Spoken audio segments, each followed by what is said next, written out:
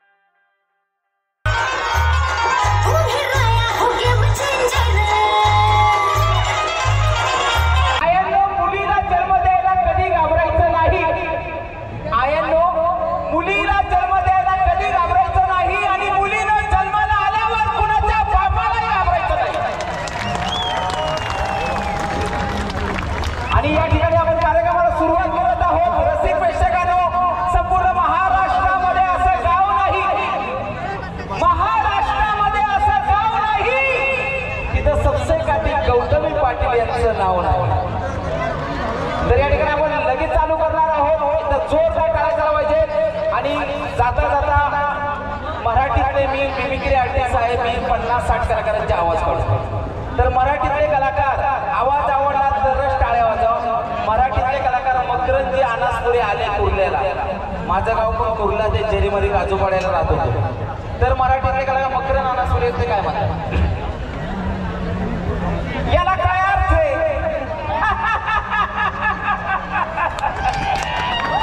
अरे बाबा बाबा काय पब्लिक इथं आगा गंगे आली कामाची. माझं कसं झालंय, त्याच्या खिशात मनी त्याचा मा कसाच राहतरी, आणि त्याच्या खिशात नाही मनी त्याचा फोन उचलत नाही कोणी. अगं बाबा टाळ्या हाणा ना बाबा. धन्यवाद. आणि कार्यक्रमाला सुरुवात करत आहोत. एका खणखणीत टाळ्या झाला पाहिजे.